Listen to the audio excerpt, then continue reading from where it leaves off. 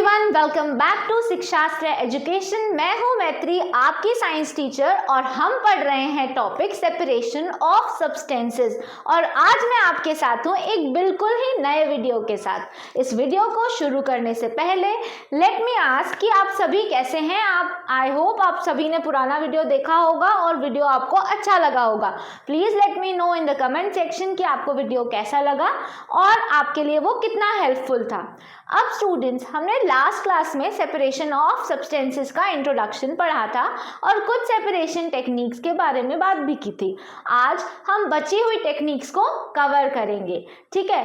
Last section में हमने कौन कौन सी टेक्निक्स कवर कर ली थी? हमने कवर किया था about the hand picking methods, हमने कवर किया था about the What was that? Harvester. Yes, हमने हार्वेस्टिंग के बारे में बात की थी और थ्रेशिंग की बात की थी। हमें पता चला था कि थ्रेशिंग जो ट्रेडिशनल मेथड है वो थोड़ा लेबर टेकिंग है, तो हम हार्वेस्टर और थ्रेशर्स की हेल्प से अब इसे कन्वीनियंटली जल्दी फटाफट कर लेते हैं। इसके अलावा एक और टेक्निक थी विनोइंग, जिसके बारे में हमने बात की थी। तो चलिए आज हम आगे की टेक्निक्स के बारे में डिस्कस कर लेते हैं। सबसे पहले हम बात करेंगे सीविंग की। सीविंग तो सबसे कॉमन चीज़ है, ये तो हमें किचन में दिखती है ना। हमारी मदर, हमारी जो भी हाउस हेल्प हैं जो किचन में खाना बना रहे हैं वो यूज़ करते हैं इसको, ठीक है। So sieving is a method of separation in which mixture is pass through the sieves. Okay, ये जो सीव्स होते हैं अलग अलग साइजेस की अवेलेबल होते हैं, तो डिपेंडिंग ऑन किस साइज का आपका पार्टिकल है, आपको किस तरह का सेपरेशन करना है, आप सीव को सिलेक्ट करते हो। यानी कि चाय पत्ती के लिए आपके पास एक चाय पत्ती को सेपरेट करने के लिए चाय में से आपके पास एक अलग सीव होती है, राइट। और अगर आपको वहीं पे फ्लावर की सीविंग करनी है, फ्लावर की भी तो सीविंग होती है ना घर में। मम्मी आटा या फिर आप बोल सकते हैं उसको डो बनाने से पहले उसको प्रॉपर सीव करती है ताकि उसमें जो भी अनवांटेड मटेरियल है, जो भी अनवांटेड पार्टिकल है, हस्क वगैरह है, वो सब हट जाए, राइट। सो क्या वो आपके चाय पत्ती वाले सीव के जैसी होती है? नहीं। तो depending on the particles, size of the particle, depending on what work has to be done, जो काम आपको करना है उस काम के बेसिस पे फिर हम क्या करते हैं, साइज ऑफ द सीव को डिसाइड करते हैं और किस टाइप की सीव आपको चाहिए हम डिसाइड करते हैं। आपने कंस्ट्रक्शन साइट्स पे देखा होगा, सैंड को भी पहले सीव किया जाता है ताकि उसमें से ग्रेवल, स्टोन्स, इन सभी को रिमूव करा जा सके। क्यों? अगर ये सब चीज़ें रिमूव हो जाएंगी तो सैंड को यूज़ करेंगे to prepare the mixture of cement और घर बनाने के लिए यूज़ कर पाएंगे, है ना। क्या आपको लगता है कि वो जो छन्नी या फिर वो जो सीव हम घर में आटा यानी कि व्हीट फ्लावर के लिए यूज़ करते हैं उसको आप सैंड के लिए यूज़ कर सकते हो? नहीं। इसका कहने का मतलब ये है कि depending on the size of the particle that need to be separated from the mixture, you are deciding on the size of the sieve, you are deciding on the type of the sieve, but sieving will be the sieving, है ना। ये चाहे मैं आटे का example ले लूँ, चाहे मैं सैंड का एग्जाम्पल ले लूँ, चाहे मैं घर में चाय बनाने का एग्जाम्पल ले लूँ, ये सभी में जो सीव मैं यूज़ कर रही हूँ चाहे वो किसी भी साइज़ की हो, ठीक है, इस प्रोसेस को हम सीविंग ही कहते हैं। तो sieving is a method of separation in which mixture is pass through a filter और a sieve. Okay, the larger impurities will be collected in the sieve and the finer particles will move down. Okay, now the finer particles will flow pass through the sieve and they will collected below, right. Next method is sedimentation, decantation and filtration. आपने ये ये हम घर पे भी कर सकते हैं अगर हमारे पास फिल्टर पेपर हो। ऐसा कीजिए कि आप एक सैंड सॉल्यूशन लो, यानी कि पानी लो, उसमें कुछ सैंड ऐड कर लो, ठीक है। अब आप डिज़ोल्व करने की कोशिश करो, ठीक है। आपको पता है सैंड डिज़ोल्व तो नहीं होगी पानी में, राइट। तो अब आपके पास एक ऐसा मिक्सचर हो गया जिसमें इम्प्योरिटीज़ हैं, ठीक है। अब आप क्या करोगे? अब आप सैंड को डिज़ोल्व करने की कितनी भी कोशिश करो वो डिज़ोल्व नहीं होगा, ठीक है। आप थोड़े टाइम बाद उस चीज़ को छोड़ दो, कुछ घंटे तक बिना डिस्टर्ब किए उसको वैसा ही रहने दो। आप देखोगे कि जो सैंड के पार्टिकल्स हैं वो धीरे धीरे नीचे इकट्ठे होते जा रहे हैं। जब वो धीरे धीरे पूरी तरह नीचे इकट्ठे हो गए तो ये क्या है, सारे सेडिमेंट्स सेटल हो गए, ठीक है। अब ये सारे सेडिमेंट सेटल हो गए तो फिर हमारे पास ऊपर क्या बचा, पानी बचा, राइट। सो जब हेवियर इम्प्योरिटीज, जो भी हेवियर कंपोनेंट्स होते हैं मिक्सचर, वो सेटल हो जाते हैं, ठीक है, after water added to this process is known as sedimentation. ये आप देख रहे हो, ये पार्टिकल्स हैं, धीरे धीरे पूरे सेटल हो गए नीचे। अभी इसमें मिक्स्ड दिख रहे हैं, इसमें वो पूरी तरह से नीचे सेटल हो गए। तो ये सेडिमेंट हो गया। अब मैं क्या करूँगी, ऊपर से पानी को अलग से रिमूव कर लूँगी, क्योंकि मेरे पास अब ऊपर एक वाटर की लेयर आ गई है और नीचे सारे सेडिमेंट्स हैं। तो जब मैं सेडिमेंट से वाटर की लेयर को सेपरेट करूँगी, उस स्टेप को मैं कहूँगी डिकेंटेशन।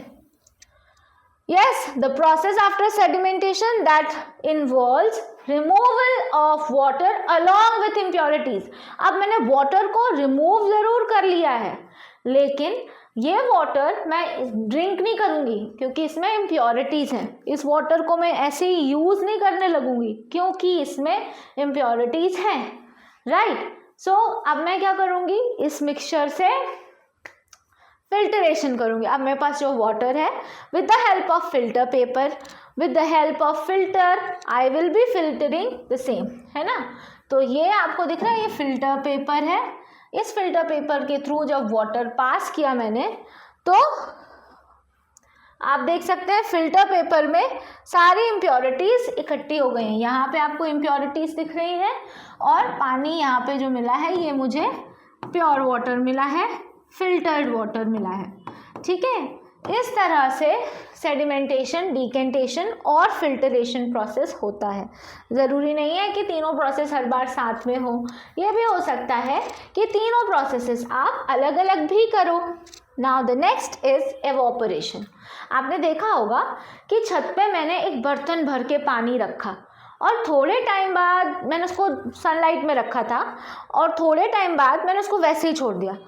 अब मैं गई तो मैंने देखा कि पानी तो अब उसमें तो पानी कम लग रहा है।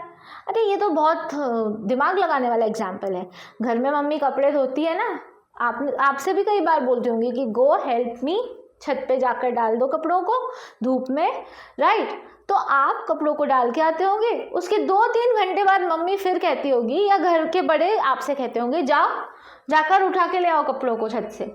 तो आपको नहीं लगता कि अरे अभी तो मैं डाल के आया था, इतनी जल्दी क्या हुआ, सूख कैसे गए? तो गए कहाँ, वो पानी जो आपके क्लोथ्स में था वो गया कहाँ? So it is getting evaporated, okay. तो जब पानी हीट के कांटेक्ट में आता है तो वो अपनी स्टेट लिक्विड से गैसियस में चेंज करता है और एवोपरेट होता है, ठीक है। The process of conversion of water into its vapours, this process is known as evaporation, okay. और एवोपरेशन कंटिन्यूस प्रोसेस है, वो हमेशा होता रहेगा जहाँ पानी है, ठीक है। प्लांट्स में भी एवोपरेशन होता है, ठीक है। प्लांट्स में एवोपरेशन कैसे होता है? By the process of transpiration, ठीक है। यानी कि पानी जहाँ है वहाँ पे वो अपने आप को वेपर्स में कन्वर्ट करेगा और प्रोसेस ऑफ एवोपरेशन होता रहेगा, ठीक है। एवोपरेशन ही मेथड है जिसकी वजह से सॉल्ट बनता है। आपने देखा होगा सी बेड्स, जो आपके बेड्स होते हैं ना, सी बेड्स, यहाँ पे पानी भर दिया जाता है और थोड़े टाइम बाद आपको यहाँ पे सॉल्ट मिलेगा, ठीक है। यहाँ पे सॉल्टी वाटर्स होते हैं, और अब थोड़े टाइम बाद क्योंकि हीट के कांटेक्ट में वो पानी एवोपरेट हो गया और आपके पास क्या रह गया? बस सॉल्ट, ठीक है। तो एवोपरेशन एक बहुत इंपॉर्टेंट फिनोमिना है। अब use of more than one methods of separation. ऐसा ज़रूरी नहीं है कि हर बार सेपरेशन के लिए हम एक ही मेथड को यूज़ करें, यानी कि या तो मैं सिर्फ फिल्टर करूँगी या तो फिर मैं सिर्फ सीविंग करूँगी। कई बार ऐसा होता है कि किसी चीज़ के सेपरेशन के लिए आपको एक से ज़्यादा मेथड्स यूज़ करने पड़ते हैं। जैसे कि अभी जस्ट हमने बात की थी, अगर मेरे पास है mixture of salt and water and also sand mixed in it, ठीक है। सपोज मेरे पास सॉल्ट है, मेरे पास सैंड है और मेरे पास वाटर है, मैंने तीनों को मिक्स कर दिया, ठीक है। तो सॉल्ट तो वाटर में डिजॉल्व हो गया, सैंड नहीं हो पाई, राइट। अब मैं उस पूरे मिक्सचर को कुछ टाइम के लिए अनटच्ड छोड़ दूंगी, I will not disturb it. तो मेरे जितने भी हेवियर पार्टिकल हैं सैंड के, that will get into the sediments, वो नीचे इकट्ठे हो जाएंगे, सेडिमेंटेशन होगा, ठीक है। अब मैं डिकेंटेशन की हेल्प से सॉल्ट सॉल्यूशन को अलग कर लूंगी, ठीक है। सॉल्ट सॉल्यूशन को मैंने अलग कर लिया, राइट। अब जो सॉल्ट सॉल्यूशन है उसे मैं अगर एवापोरेट करती हूँ तो वाटर मेरा वेपोराइज हो गया और मेरे पास क्या बचा, सॉल्ट बचा, राइट। तो इस तरह से मैं सॉल्ट, वाटर और सैंड को सेपरेट कर सकती हूँ। मैंने एक चीज़ के सेपरेशन के लिए एक ही स्टेप में मैंने 3 सेपरेशन टेक्निक्स को यूज़ किया। तो हर बार ज़रूरी नहीं है कि आप एक ही तरह के सेपरेशन टेक्निक को यूज़ करोगे तो आपका काम हो जाएगा। कभी कभी ऐसा भी होता है कि आपको एक से ज़्यादा सेपरेशन टेक्निक्स को यूज़ करना पड़ता है, राइट। अब हम बात करेंगे सॉल्यूशन के बारे में। क्या हर चीज़ पानी में डिसॉल्व हो जाती है? इसका आंसर है नो, ठीक है। हर चीज़ पानी में डिसॉल्व नहीं हो पाती है। On the basis of solubility in water, solubility is the property, हमने पढ़ा है ना सॉर्टिंग मटेरियल इनटू ग्रुप में। तो on the basis of solubility a material can be categorised as soluble और इनसोल्यूबल, ठीक है। अब अगर हम किसी भी चीज़ में सब्सटेंस को ऐड करते हैं, like water will always act as a solvent, क्योंकि इसमें हम चीज़ों को डिसॉल्व कर रहे हैं।